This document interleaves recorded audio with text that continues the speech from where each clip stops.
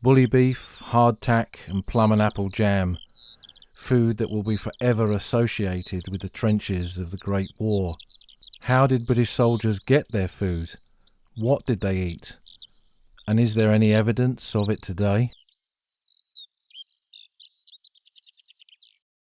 One of the things that I like to do on the old front line is to not just talk about the battlefields and the landscape of the Great War, but to talk about some of that Great War history too, because it all connects to those landscapes and those battlefields, and hopefully gives us a greater understanding of what the men and the women who served on the Western Front and other theatres of war went through. And one of the most important things for soldiers when they are soldiering is food. Food is an essential part of a soldier's life. A lot of his life in the monotonous aspects of trench warfare was geared around the provision of food and the consumption of food. So in this episode, we'll look at some aspects of food history in the Great War. Now, it's a vast subject, and we're only going to touch on different aspects of it in this episode, and there's some quite good books on it, which I'll point you to onto the Old Frontline website. But by way of an introduction to this, before we actually get to the events of 1914-18, if we look at food in the armed forces before the Great War, one of the key technological changes, one of the key moments in the provision of food to soldiers in the 100 years before the Great War was the ability to preserve food, was canning, to put that food into cans or tins or preserve it in bottles.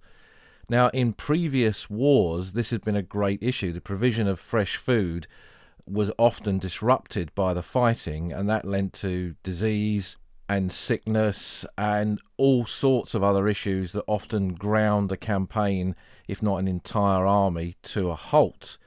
But the ability to preserve food in tins and be able to deliver that to troops on a battlefield completely changed things, because it meant that men could be sent to extreme locations to fight where there was no fresh food. They could be sent into long periods of siege warfare and have provisions provided to them.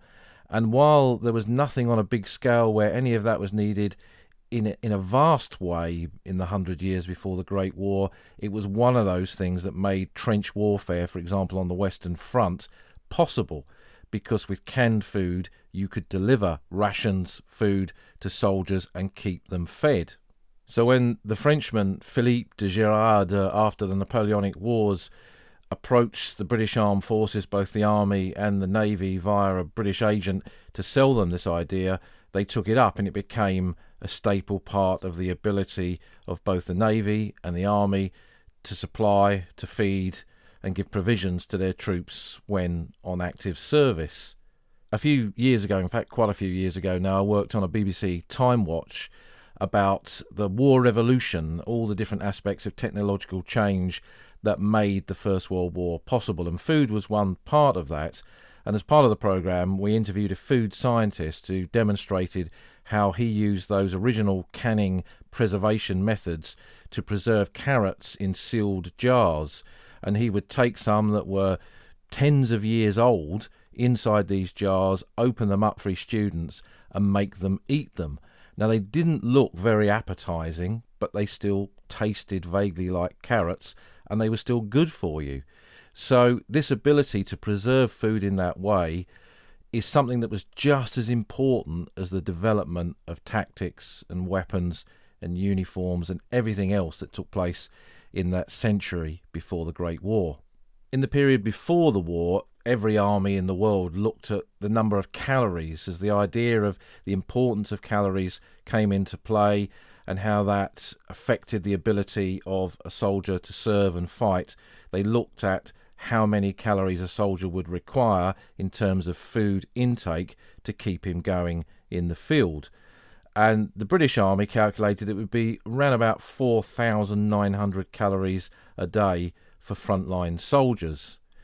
There's a really good chart from 1917 that probably is not much changed from before the war, that shows that the bulk of this ration would be bread, meat and cheese, along with jam and butter. Now, for ordinary working class soldiers joining the army before the war, coming from fairly poor and impoverished backgrounds, the provision of food like this, fresh bread, freshish meat, cheese, was something that was pretty unusual for them. And it's quite common to read the accounts of soldiers like that joining the regular army, or at the beginning of the Great War joining Kitchener's army, coming out of the industrialised, polluted cities of Britain, out into fresh air, eating food like this, and beginning to develop again as if they were in a second puberty, in terms of the way that their body changed and they became fitter and stronger. So while soldiers throughout history, and certainly soldiers of the Great War, often moaned about the food that they were given, the reality was that for the vast majority of them, it was a regular diet that they didn't have before the war, and possibly in the Great Depression that followed the Great War, they didn't really have on any kind of scale again. But the provision of food on this level was a great challenge to the army. The original expeditionary force that went across to France in 1914, by the end of the fighting, numbered about 250,000 men. So the preparations to make the supply of this proposed ration, even in 1914, was really enormous and required a lot of care and attention. And when we talk about food, we also mean water as well, because water is an essential part of keeping a soldier alive and making him function, making him able to function on a battlefield. And in 1914, the supply and provision based around food and rations was done by the Army Service Corps, and water by the Royal Engineers.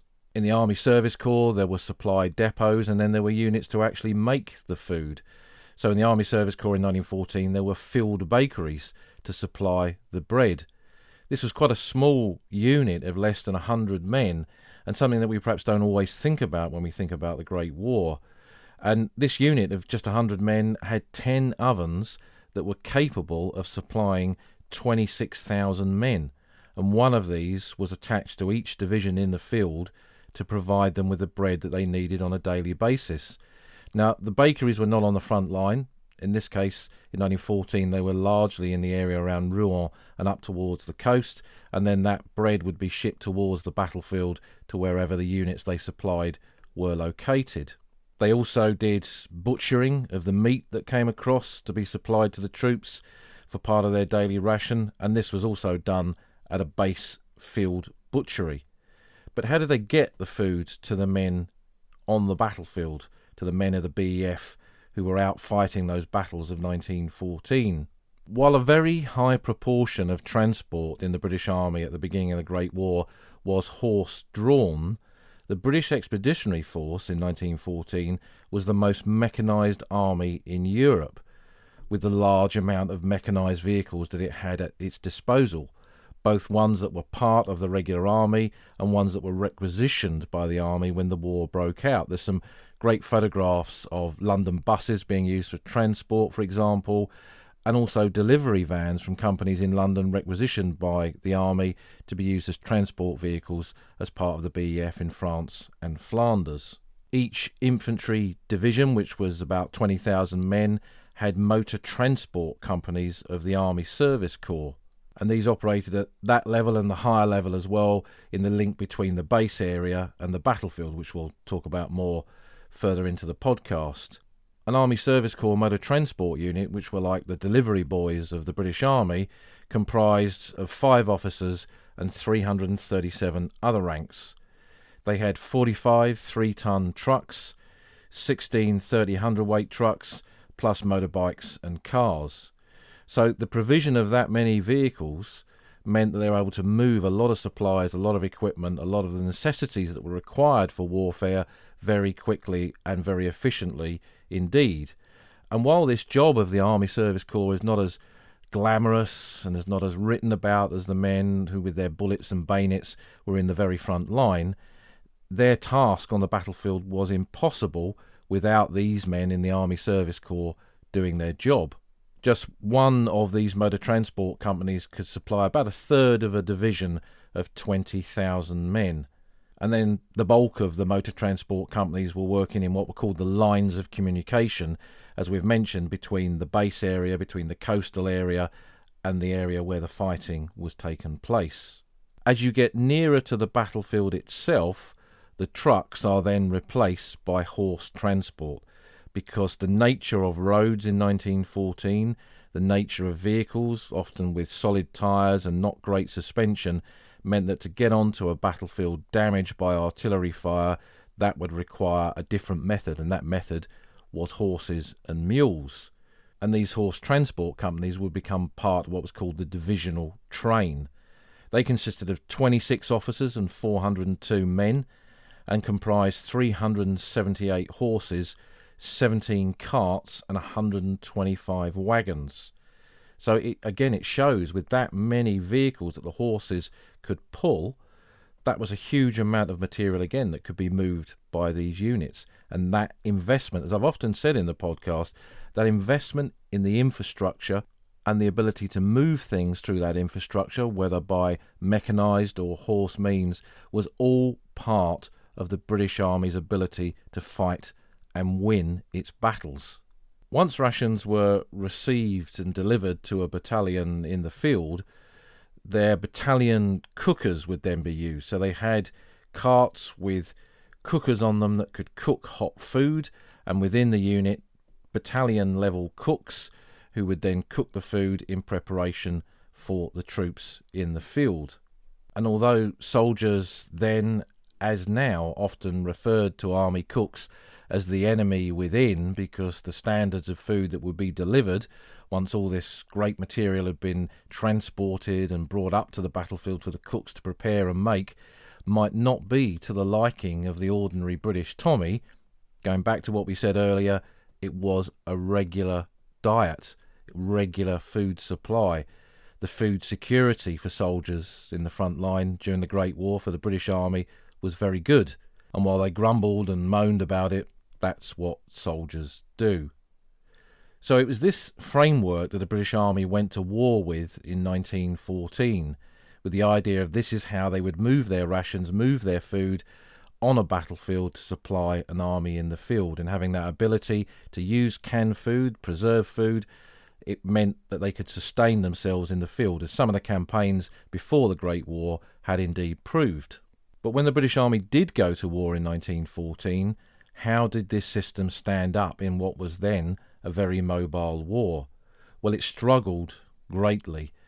The fact that the army moved very rapidly from the coastal area up into northern France and then across the border into Belgium to fight its first battle at Mons on the 23rd of August 1914, the lines of communication, the route between the point of supply, the point of creation of food and the movement of food to a frontline area, that distance was great, and it put this under stress.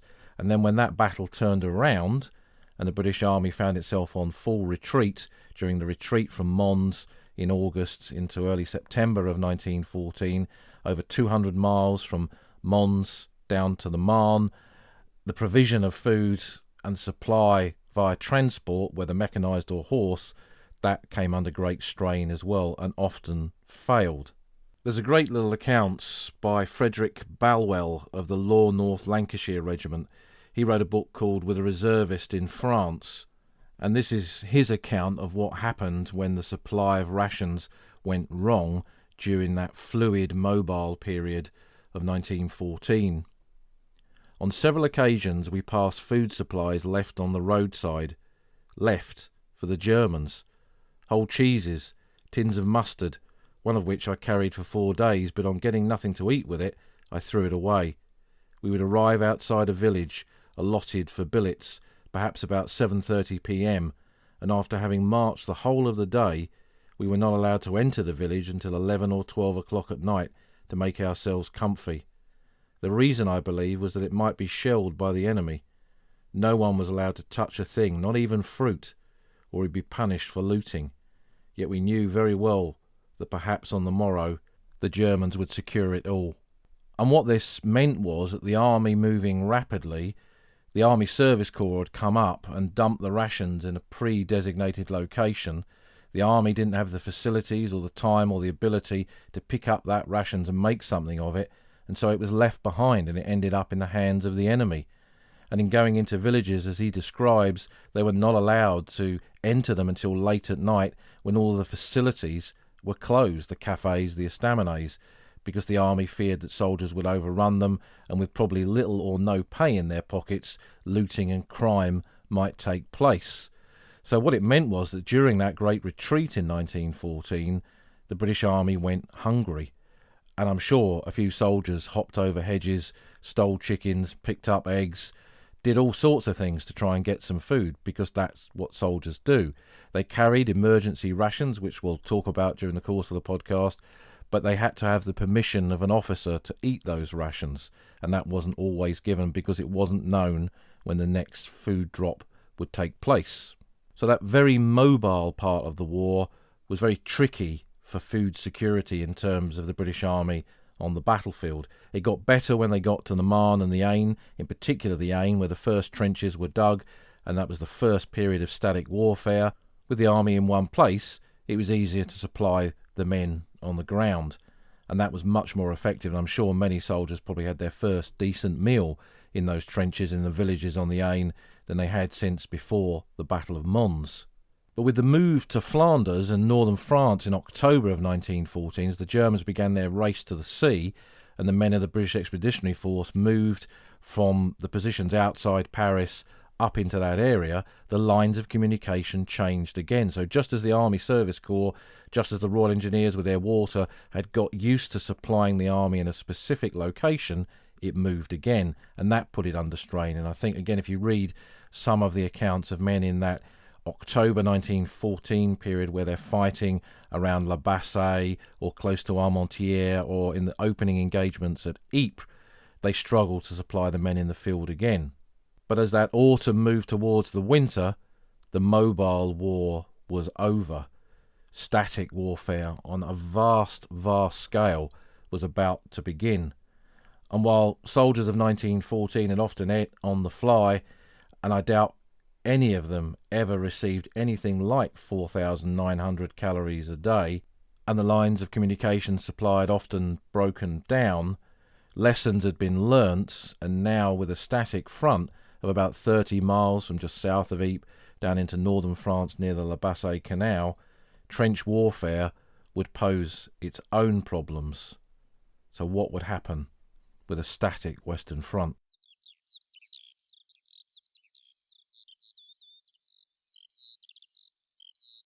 With the beginning of trench warfare in the winter of 1914-15 and the British Army occupying that 30-mile front from Ypres down to the La Bassée area, it was able to put in place some infrastructure that really would remain pretty much permanent for much of the next 4 years. And there were some key towns at that point that would expand in terms of the number of towns that were used, but these would remain pretty much in use permanently by the British Army for the rest of the war. And they were the towns of Bethune, Balliol and Hazebrouck.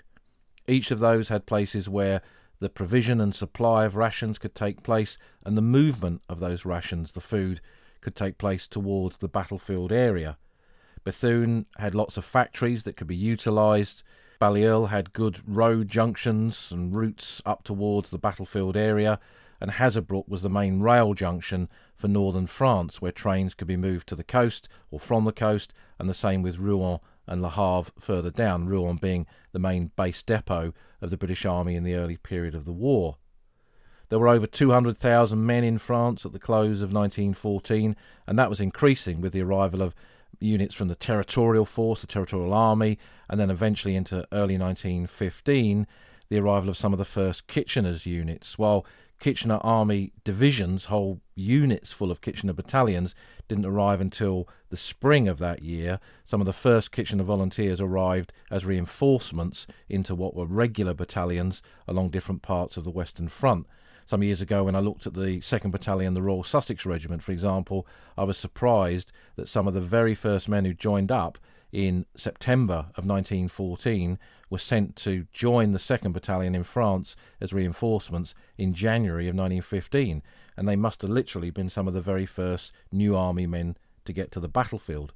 But what this meant was that the army was growing in size, and with it would be the growing need and demand for the provision of food on the battlefield. So the static war, with the army being in one place, made it a lot easier to supply, made it a lot easier to get food to soldiers in the trenches, but it also created some problems. The army's view of supply was it wasn't just about food, it was also the provision of bullets and bombs for the men to actually do the fighting. And not just that, there was a need for forage for all the horses that were being used as part of the transport units. By 1918, for example, there were over 400,000 horses and mules in the British Expeditionary Force on the Western Front, and it's estimated that during the war they consumed an incredible 5.4 million tons of forage. So in many respects, the use of horse transport, the need to supply forage, became its own self-perpetuating wheel, that the transport wasn't possible without the forage, and the forage would require transport to get it to the horses to make that transport possible in the first place. And what often happened is that the food for the troops was not prioritised over these other needs, that the forage and the bombs and the bullets and the bayonets, they would take priority. But a system of supply was created. And what I've done on the Old Frontline website, oldfrontline.co.uk, is put a series of photographs from the Imperial War Museum archive to give you an idea, a visual idea, of how this process of supply worked. And you might find it helpful to be looking at those images as we talk about how this system operated. So if we look at the way it worked, first of all, ships would come from Britain across to the ports of France. In the early period of the war, Le Havre, Boulogne and Calais were all used. Le Havre more for troops and Calais and Boulogne more for supplies. As the war moved on, that changed. Le Havre and Calais became two key supply routes, and Boulogne became a route for men. But that moved around a lot depending on the circumstances, and often on the circumstances of the activity of the Imperial German Navy in the North Sea and the English Channel, in particularly with U-boats. So ships would be brought into ports, the ships would be unloaded. As the war went on, a lot of labour from different parts of the empire were brought in. So South African Native Labour Corps, Egyptian Labour Corps, they were all used in this way to unload some of these ships. And there's a lot of photographs in particular of the Egyptian Labour Corps showing them doing this task up on some of the ports in northern France. And then from the port, the food, the supplies would be taken to the base. And the base would be in a town or a city like Rouen or Boulogne, where it was a long way from the fighting, and all these provisions could be secured and sorted and then sent onwards in their journey. So at the base, rations would be put into huge depots, and storage became a big issue for the British Army, with facilities being acquired in some of these locations from the French or specially built. Civilian contractors were brought over to France during the war to create buildings for this kind of use, whether at storage areas like this or camps and bases and depots further into France. So, for example, at Boulogne, freezers had to be built for the storage of meat, because that was coming over and couldn't always directly, quickly be sent to the front line. It would need to be held before it was made ready to be usable for the troops on the battlefield. So that meant they had to provide facilities for the storage of a staggering 21.6 million pounds of meat that was stored and then issued by these depots each month. And this gives you an insight into the incredible scale of this. Then from the base, trains would be used, railway operating division of the Royal Engineers. They would be stocked up with rations in boxcars and sent to what was called a regulating station between the base area and the front line. And here, ration types would be sorted at this regulating station and then repacked into the train with an amount of each required type of ration for an entire infantry division in the field, and then dispatched nearer to the front. The next stop for the train would be a railhead about 10 to 15 miles behind the front and away from serious amounts of shell fire. Later in the war, when a lot of heavy artillery was used or the Germans had the ability to bomb using Gothas, this became more of an issue, but generally these were safe areas for this type of work to take place. Railheads were a scene of great and intense activity during the Great War, and involved units like the Army Service Corps that don't always get discussed in the great narratives of the fighting, but also the Royal Engineers operating the trains. Later in the war, the Labour Corps being used to help unload stores, for example, but also the infantry out on rest, because the Army's idea of rest was not really the same as an ordinary person's idea of rest. They would always give you something to do, so a unit in rest in a village behind the lines would find themselves being sent up to a railhead to assist with the unloading of stores. And one of my Great War lodestars, Gilbert Waterhouse, he was an officer in the Essex Regiment. He wrote a whole series of poems, and some of you know that my Twitter handle is Somcore, and that's based on a word, a phrase to describe a generic Somme village that he uses in one of his poems. Sadly, those poems would be published posthumously because Gilbert Waterhouse was killed at Serres on the first day of the Battle of the Somme. He was buried in Serres Road No. 2 Cemetery. But this is his impression of a railhead. Dusty and dirty and full of noisy din.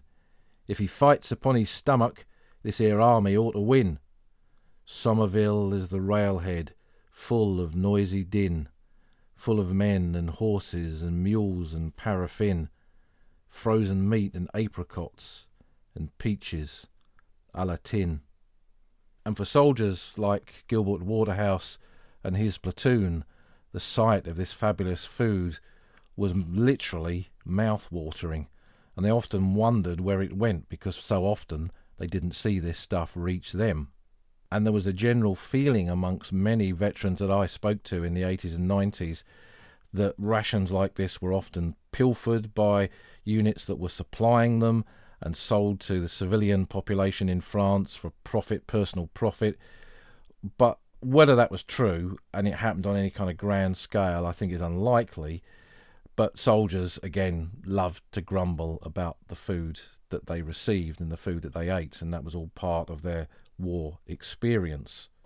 From the railheads, the rations would be loaded onto lorries, and that's where the motor transport companies of the Army Service Corps came in, and they would then be driven to an area very close to the actual battlefield itself, an area with good roads. And as the war went on, the complexity of those road systems would increase as well, in that they didn't just use one road to go up and down. They would have approach routes, return routes, loop routes, and special roads would be constructed. At Popperinga in Flanders, for example, they constructed what was called the Switch Road, which was a link road from one road system towards Ypres to one to the northeast area of Popperinga. And the Switch Road is still there today, still called the Switch Road. So these Army Service Corps convoys would be transporting this material along the roads, often the old Roman roads of France, tree-lined, cobbled, and it was a tough life for these men. It was not like fighting in the trenches, but they had to do this night and day to keep the supply of material moving forward. No matter what the weather, they had to be out there doing this, and the cabs were all open. They weren't enclosed and warm with heaters. They were open cabs and very, very cold for Army Service Corps drivers. They had a fur-lined coat that they wore later on in the war, and I've got a bit of trench art, which is an 18-pounder shell case with a sealed lid placed on the top with a petrol cap of a petrol tin, so you could pour in hot water and use it like a hot water bottle, basically. Keep it up in the cab, keep it on your legs, put it in your jacket, and keep you warm while you're in your open, exposed cab, heading to the location where you were to deliver these rations. And that next stop was what was called the refilling points, where here a divisional senior supply officer would redistribute the material delivered to him by these motor transport companies of the Army Service Corps. The next stage of the routes, from the refilling points towards the battlefield, was where the roads had quite literally broken down, often smashed to bits by shell fire and too dangerous to move mechanised vehicles. And it would be here that the divisional train, the horse transport units of the Army Service Corps, would be used. This part of the supply route was the most dangerous because it was under shell fire, gas could be dropped as gas shells were developed. Later on in the war, gas could be delivered to places like this, saturating an area with gas. So the casualties amongst these units were much higher compared to the others. Veterans and accounts often talk about the bodies of horses and mules lying on these supply routes, having been killed by shell fire.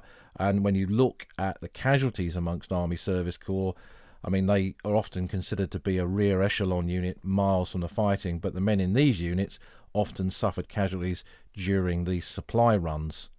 And finally, at the end of this chain of supply, they would get to a battalion area where the regimental quartermaster sergeant would be there to sort the rations, put them onto the battalion's own transport, because every infantry battalion had a transport section with ordinary soldiers who worked with wagons and horses and mules, and move that food up towards the front line area where it would be delivered to the battalion cookers, and the cooks would then prepare it to be taken in to the trenches.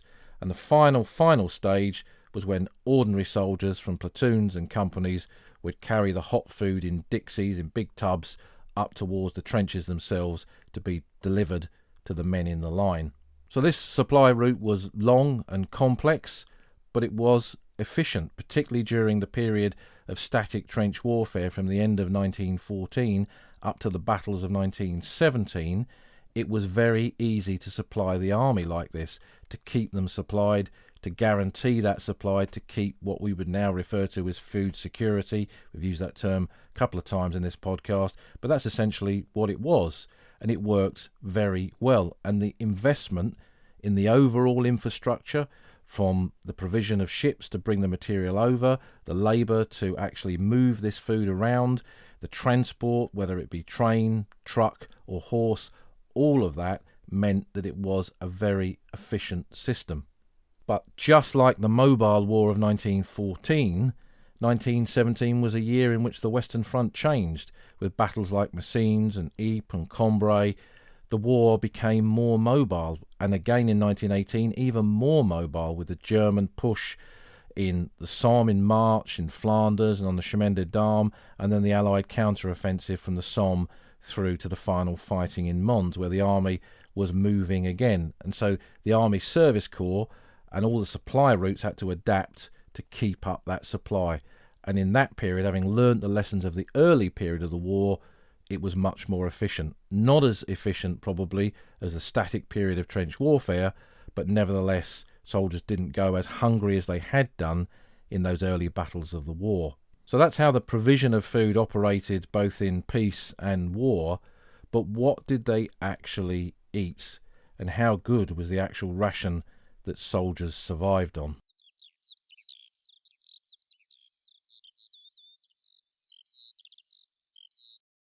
During the Great War, the types of food that the British soldier ate varied greatly. The ideal at the beginning of the war was this diet of bread, of meat, of cheese, to keep a soldier supplied with the calories that he needed to function as that soldier. But even with the vast supplies of frozen meat that was brought down from the base to be distributed amongst units on the battlefield, very often that meat would be received not in a joint that the soldier could have for his Sunday lunch, but as one veteran that I interviewed described it, as scrag ends of meat that were in some kind of stew, with a few odd vegetables, a lot of potatoes, and then the odd bit of meat. And this would be brought up in at hots as hot food in big dixies, and then distributed into the soldiers' mess tins and be eaten on the battlefield. In areas where there was potential fighting or actual fighting taking place, that supply was rudimentary in that way that it was based around things that could be easily produced, distributed and then consumed. Away from the front, when they were in rest billets, the diet might be a little bit more varied. Fish cakes is something that often gets mentioned in diaries and accounts of the First World War, and something that veterans that I spoke to mentioned as well. And what an army cook would do would get tins of mackerel, for example, tins of bully beef, kind of mince all that up together, and they used breadcrumbs to create fish cakes that could be then fried and then delivered to the soldiers. Now, that was pretty much impossible to do, I would guess, in a front-line trench, but in a rest billet in a village behind the lines or an army camp, it was much easier. So the food did vary depending on where you were. And we're not going to look at all the different possibilities and permutations of food that soldiers had, but really look at kind of what are the top foods that we think of really every time we think of the Great War. And that's going to be bully beef, hardtack biscuits, jam, McConaughey's, rum and water, and with water also tea. So firstly, bully beef. Bully or corned beef was one of the staple diets of soldiers in the trenches of the Great War. It was developed in the 19th century and was part of that canning innovation that took place during that period, where they could put minced corned beef into tins and it would last for a very, very long time. Fray Bentos was the most famous brand of this corned beef, and they secured a contract with the army before the war to supply the army with the tins of bully. The meat was largely sourced by them from huge beef farms in South America. There was a big British community in places like Argentina, for example, and Fray Bentos was based in Uruguay. It was issued in squarish tins that were easy to put into boxes and therefore were easy to ship. It was small enough for a soldier to carry, so if he was given it as part of a ration, he could put it in his knapsack and take it away to consume later. And it was also part of a soldier's iron rations, which were the rations that he stored that could not be consumed without the orders of an officer to do so, so that if he was in a battle situation where food supply was cut off, he could use those iron rations, those emergency rations, to feed himself. And this consisted of bully beef and hardtack biscuits, which we'll discuss next. Every veteran I spoke to always said there was a pretty plentiful supply of tins of bully, and that given that the Army Postal Service, which was free for a soldier to use, you could write to your family and ask them to send you almost anything, that if you got a little bit adventurous, you could ask for your family to send you bottles of Worcester sauce or Hendo sauce to chuck into the bully, to mash it up in your mess tin and create something that was a little bit more tasty than the monotonous taste of regular doses of bully beef. And it was regular, but they got fed up with it. If you eat the same food day in, day out, no matter how good it is, you're going to get fed up with it.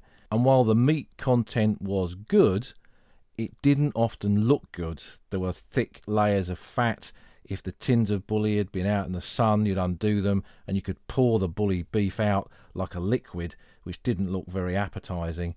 But again, these were men who in civil life would not necessarily have access to meat on this scale, on this regularity. So it was something that was completely different to their normal experience. A few little stories connected to bully beef from the veterans that I interviewed. They would all say how bored that they got with the bully beef.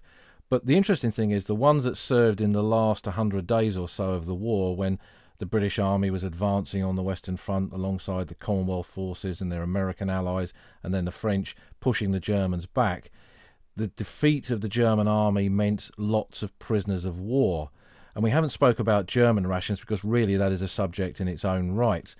The Germans had very good food in the early period of the war, probably far more variety than British food, but the submarine blockade of the last period of the war meant that Germany was starving at home, and its troops were starving on the battlefield.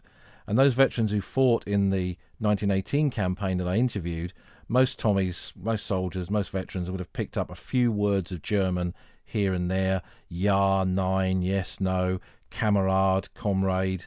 But if they fought in that period of the conflict, they would often know the word Fleisch, because, and I remember several of them telling me this, that when you took a German prisoner in that period of the war, they'd pop their hands up and say, Kamerad, Fleisch bitte, comrade, please give me some meat. And what they were after were tins of bully beef. And these were British soldiers who had been chomping on this stuff perhaps for 4 years. You know, you can have it, mate. Here's a sandbag full of it. Help yourself. Get stuck in. But it shows how desperate the German army was for food in that final year of the war. And indeed, when you read, even back to March, read some of the accounts of the German troops advancing in March 1918 and overrunning British supply depots on the battlefields, these units stopped fighting, not because the British are defeating them, but because they overrun ration points where there are tins of bully, bread, other types of meat, stew, tins of McConaughey, rum, and the Germans stop and they consume that, and it slows down their advance. So the point, I guess, is that while soldiers grumbled in the British Army about their food, they were never short of it, not really, whereas the Germans in that final phase of the war, German soldiers were quite literally starving. Another little bully beef story for you. James Lovegrove, Smiler Lovegrove as he was often called, was an officer in the 2nd 4th South Lancashire Regiment. And he was a young platoon commander. He looks very young in his photographs. And when he was up on the Hindenburg line in 1918, they were occupying a static part of the front where their company headquarters was in a quarry behind the system of trenches that they held. And they had to go around the quarry to get up into the area where the trenches were. And it would be much easier to go up the side of the quarry, but it was a sheer face. They were delivered a whole company's worth of bully beef tins on one occasion, and when the company quartermaster sergeant looked at it, they were tins that went back to before the Boer War. And when he opened it up, the meat inside was absolutely rancid. It had either not been stored properly or it had not been good in the first place. And the men were obviously very reluctant to tuck into this. They'd eat when hungry, but this looked impossible to eat. So what they did instead is they constructed a set of steps up the side of the quarry with these thousands of tins of bully beef. And that meant it was much easier for them to come out of the company command post, go up the steps, get into the area where the trenches were, and get up to the front line. And he told me this story, and it was somewhere near Hendecourt, Cagnicourt, that kind of area. And he asked me to go back to the area to see if the bully beef tins were there. And I did on one trip, but they'd long gone. The quarry was also partly filled in. But it's not uncommon in battlefield archaeology to find tins of bully beef or the remains of tins of bully beef when they've been consumed, in particular the keys, because they opened on this little key that took the top of the tin off. So that's not uncommon with that type of archaeology. I've yet to find an entire set of stairs made out of them, though. That's another thing entirely. And then a little story from Bullecourt. Jean Letais, who was the former mayor of Bullecourt, who I've mentioned in a previous podcast about that area, who had his own private museum. He'd lived in the village all his life. His parents had come from the village. And one of his old friends had come back to Bullecourt just after the war. And on the outskirts of the village somewhere, they'd found some tins of bully beef. Now, they opened it up, and again, the meat looked pretty rancid. But the guy gave it to his dog to eat. He thought, well, if it's no good for humans, it'd be fine for dogs. But the dog promptly dropped dead. So whatever the cause of that was, an order went out into those villages in that aftermath period of the Great War not to consume any kind of rations that were found in the ground, because they could have been polluted by gas, they could have just gone off. Don't eat them. So even after the war, the repercussions of the movement of all this kind of food to the battlefield was still going on. So bully beef, an iconic bit of First World War food. The French in those times that British and French poilus cooperated side by side, they'd often swap food, and when they were given tins of bully beef, allegedly they called it singe, monkey meat, because it was such poor quality. But as bad as it may have been, as monotonous as it may have been, it was there regularly, and that was one of the key points. That investment in infrastructure and supply kept the British soldier fed with bully beef. Hand in hand with bully beef was the hardtack biscuit, that thick, solid wafer that soldiers were given during the First World War. Now, this was a much older type of ration, and there is evidence of it dating right back to Roman times. It was essentially a baked biscuit that had a long shelf life. It would not deteriorate. In the Great War, it could be issued at times when the provision of bread wasn't always possible. It wasn't exactly a bread substitute, but it felt like that to some soldiers, that they didn't see bread, but they saw a hell of a lot of hardtack biscuits. And it was also part of that iron ration. So the rations that you had in your small pack, in case of a situation where you couldn't be supplied with food, would consist of bully beef and hardtack biscuits, enough to keep you fed in a very basic way until those rations eventually caught up with you. But these biscuits, and we can't stress this, they were very hard indeed.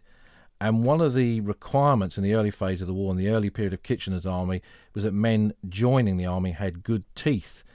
And the reason for that was that the army didn't want to take on the responsibility of dentistry, because that was a generation, as we see from the images and the film of that period, that the dental hygiene of soldiers was not particularly good, because there was no easy access to dentistry in civilian life.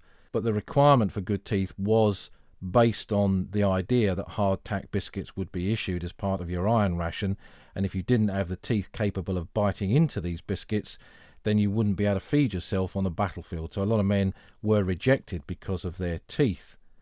Now, when I spoke to veterans in the 80s and 90s, I often asked them about hardtack biscuits, just how hard they were. And they would often say, well, they were like concrete. So I said, well, how did you eat them? They said, well, we always used to have one guy in the platoon or company that would say, oh, yeah, fine, and he'd try and bite into it, and it would break his teeth when he did it.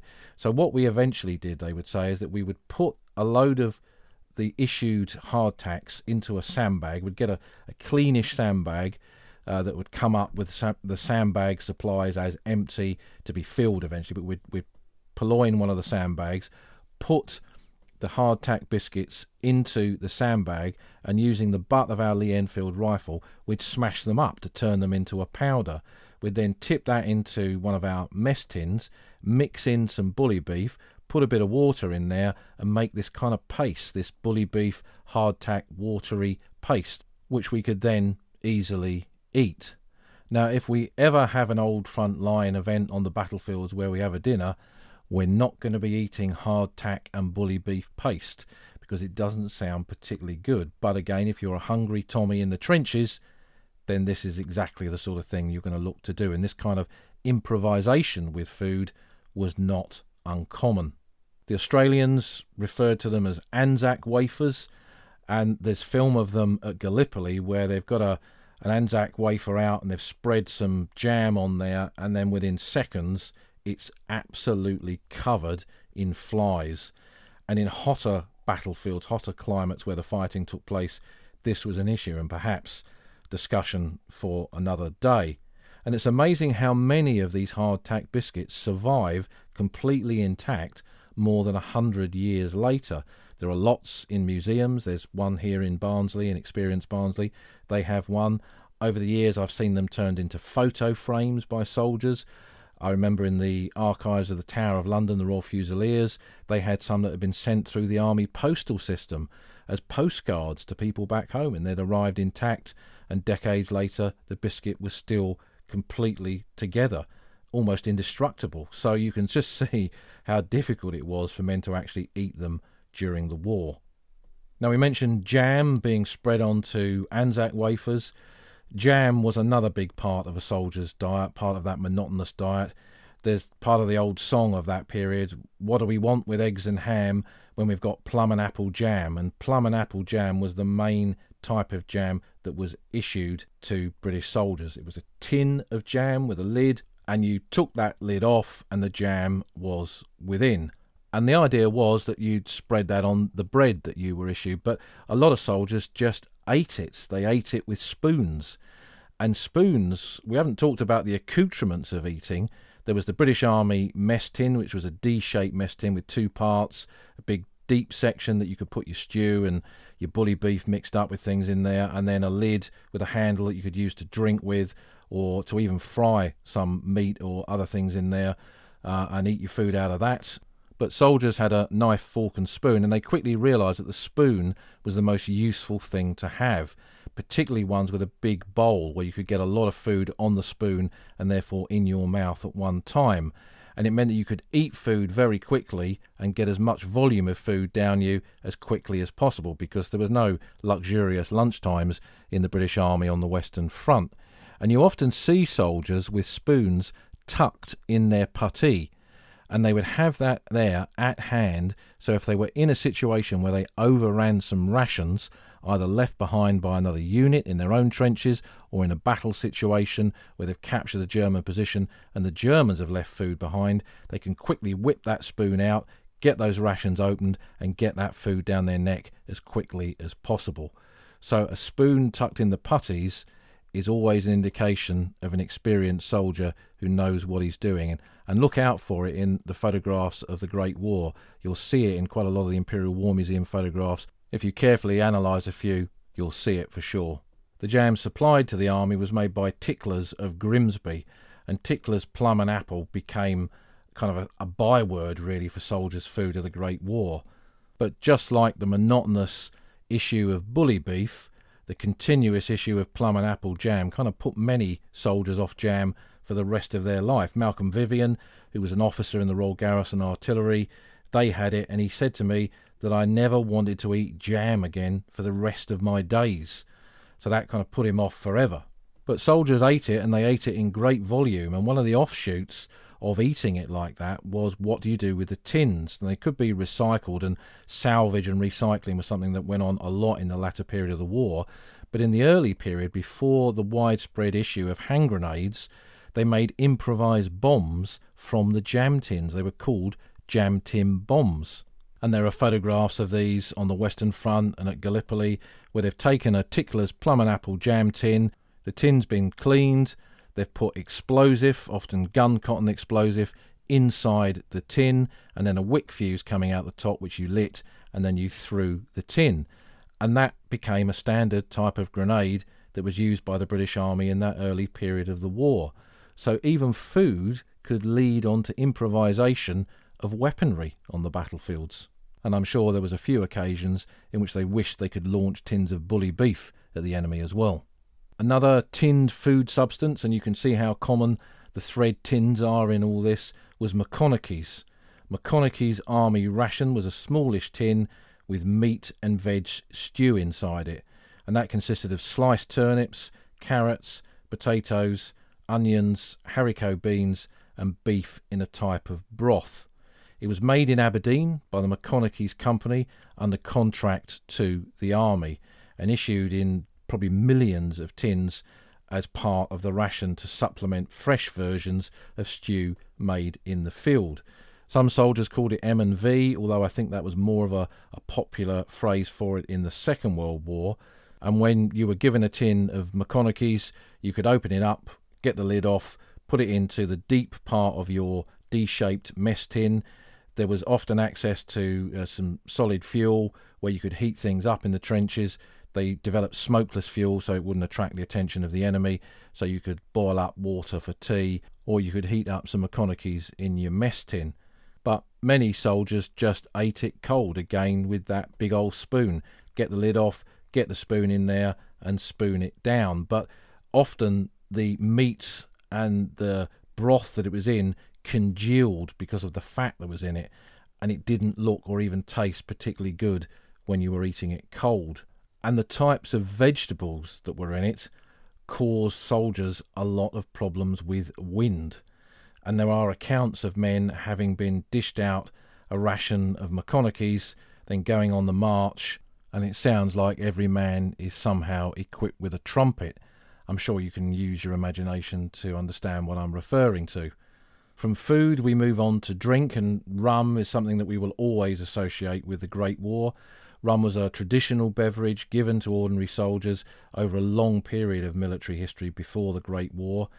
In the First World War, it largely came up in rum jars, as they're often called, although those rum jars were often used to store other types of liquid material as well. They had SRD emblazoned on the side, which actually stood for Supply Reserve Depot, but many soldiers said that it stood for soon runs dry or seldom reaches destination. It didn't stand for service rum diluted, which many people believed that it was. It was not diluted at all. This was very strong rum. It was dished out daily, the rum, in the trenches, usually after stand to at dawn, where the men had stood to on the fire step and then were stood down, and then the rum ration was dished out, often at the same time that the field rations had been brought up to be distributed amongst the men for their breakfast. The tot of rum was set at 70 millilitres per man, but again, many soldiers felt they were always given a much smaller dose, and some of it was being purloined by the quartermaster to be flogged to people in cafes behind the lines, because cafe rum, coffee and rum, was a common beverage that soldiers could buy in the estaminets behind the trenches. Where did that rum come from, they asked, looking at their quartermaster. There's some indication that men were required to drink it. There are others that indicate that men could do what they want with it. I remember Aubrey Rose, who was a soldier in the Queen's Westminster Rifles, who'd signed the pledge before the war. When he was given it, he just tossed it over the back of the trench and wouldn't drink it. Now, he realised that in doing that, he might not drink it, but his mate might want it, and he could swap the rum with his friend for cigarettes or for some writing paper or something else. So men didn't necessarily drink it, but they could then use it as currency with their mates. It was famously issued before attacks, before going over the top, as a kind of Dutch courage, but again, talking to veterans, a lot of them refused to drink it under those circumstances because they wanted to have their wits about them when they did go over the bags. And it was found during the cold winter of 1916-17 that rum didn't really help under those cold conditions. In fact, it kind of made it worse. So the chief medical officer of a particular division instructed that instead the soldiers should be given whiskey, which was normally something that was the preserve of officers, and that went down very well with the men.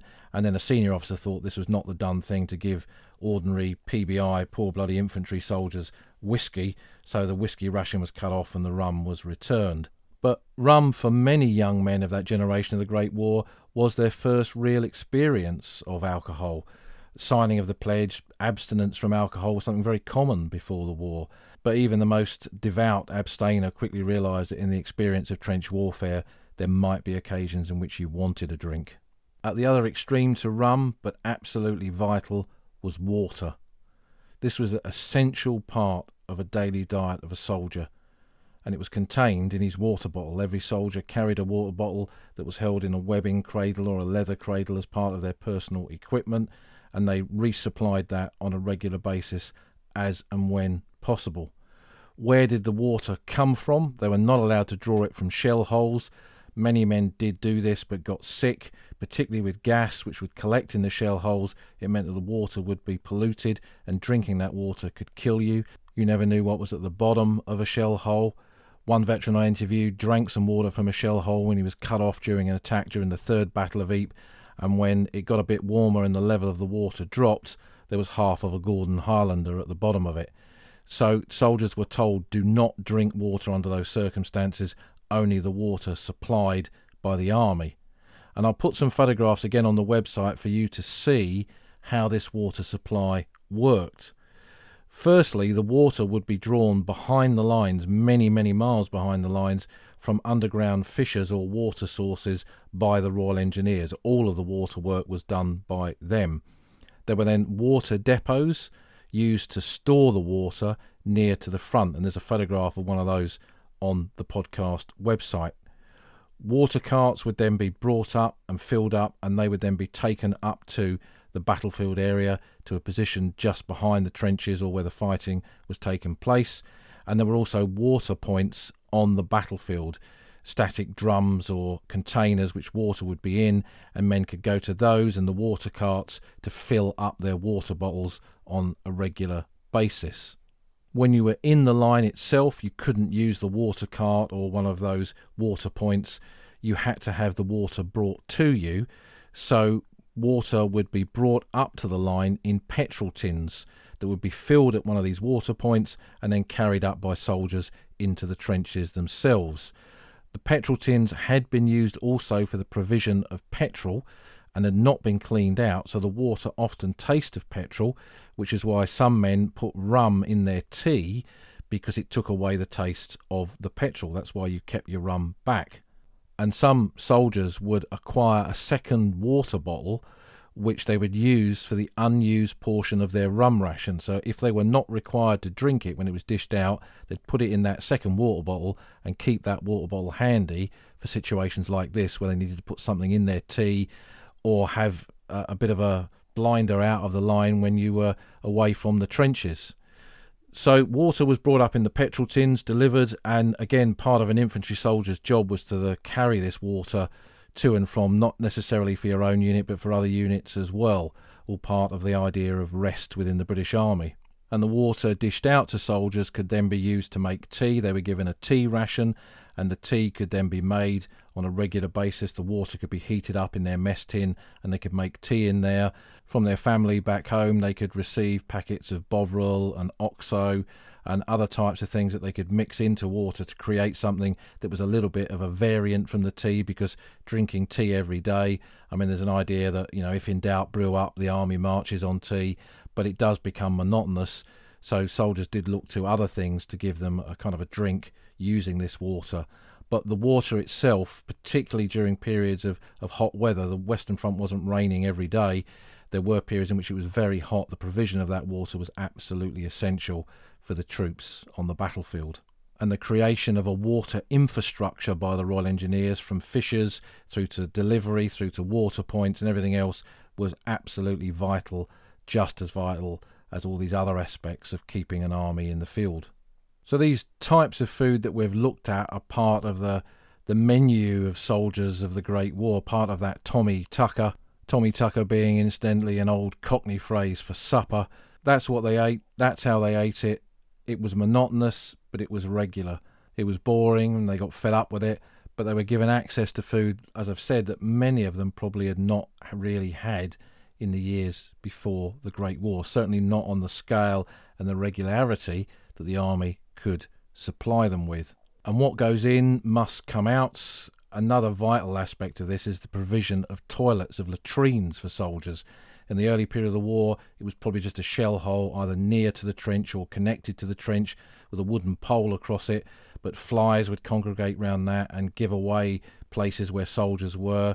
And as I think I've said in some previous podcasts, there were occasions in which men were killed going to the toilet.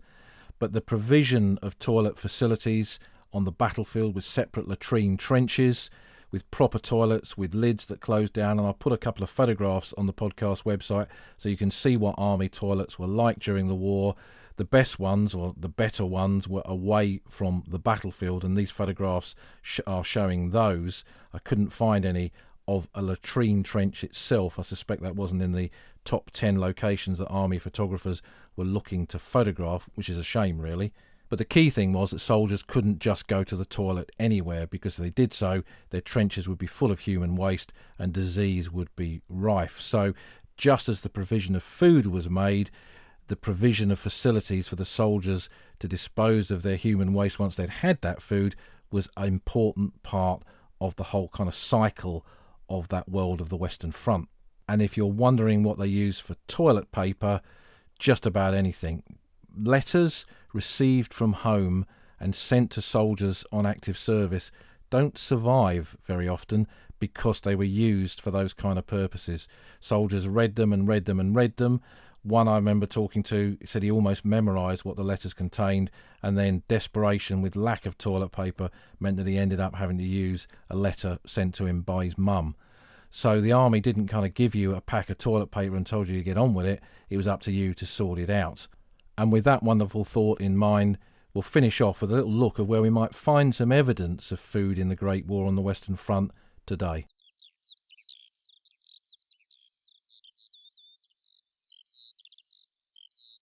You might think it's surprising that we're discussing where you could find some evidence of soldiers' food and drink during the Great War. It's not as if I'm inviting you to go up and dig up those tins of rotten bully beef that we were talking about. There are museums like Hugh Crater, Sanctuary Wood, Passchendaele Museum at Zonnebeek, the In Flanders Fields Museum. All of them have examples of wartime rations as issued to the troops.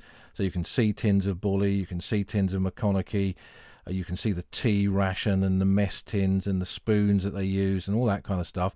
So you can go and examine that, and that gives you a good insight into the food culture, really, of the British soldier during the Great War. But there are places where you can go to where you can get a bit of an insight into how it all worked and where it took place, as it were. So, for example, water supply points.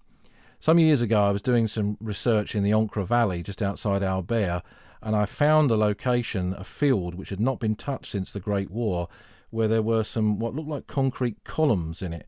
And when I looked at it, what I discovered that it was a water pumping station built by the Royal Engineers, possibly during the winter of 1916-17. It was in a location just northeast of Albert on the Somme, in a bit of a dip in the Ancre Valley, wouldn't have been seen by any German trenches up on the high ground around beyond Thiepval, for example, or Courcelette, and water could be pumped from a deep fissure there and then put into petrol tins or into a water cart and then taken up towards the battlefield area. Now, I suspect there aren't too many of those left. In fact, not much evidence of the British water supply system in the Great War, full stop. So it's quite a significant kind of location, really, in terms of the provision of food and drink for soldiers on the battlefields. To get an idea of the provision of supplies, one of the key railheads on the Somme front was Edge Hill at Dernancourt, a big open bit of field just outside the village, close towards Albert, where the trains could come in, unload troops, but also unload supplies for the Army Service Corps to take up to the forward positions. And if you wanted to get an insight into what a typical route towards the front line would be for a ration party carrying that food upwards, there's quite a good walk from Mesnil up the Mesnil Valley towards Mesnil Ridge and Knightsbridge cemeteries, and then beyond that is the Newfoundland Park, where the trenches are still located.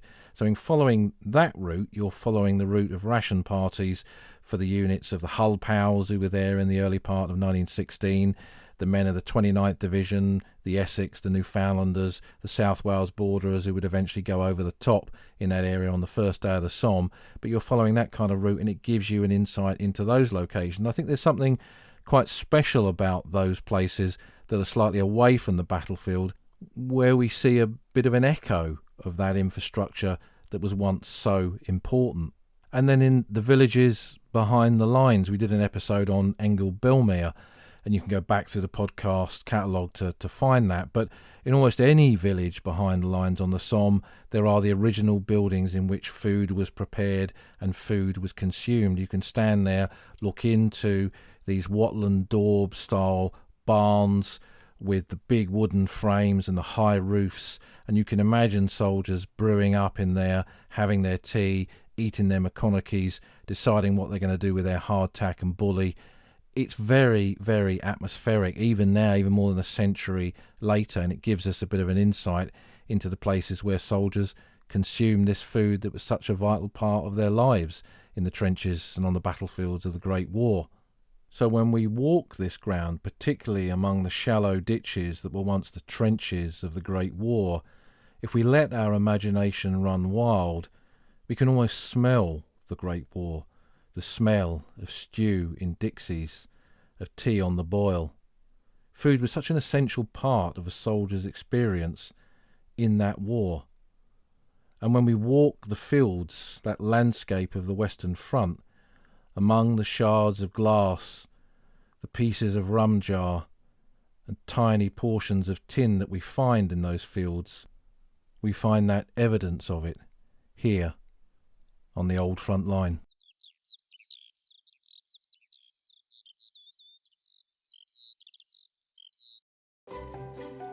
You've been listening to an episode of The Old Front Line with me, military historian Paul Reed. You can follow me on Twitter at Somcorps. You can follow the podcast at Old Frontline Pod. Check out the website at oldfrontline.co.uk, where you'll find lots of podcast extras and photographs and links to books that are mentioned in the podcast. And if you feel like supporting us, you can go to our Patreon page, patreon.com/oldfrontline, or support us on Buy Me a Coffee at buymeacoffee.com/oldfrontline. Links to all of these are on our website. Thanks for listening, and we'll see you again soon.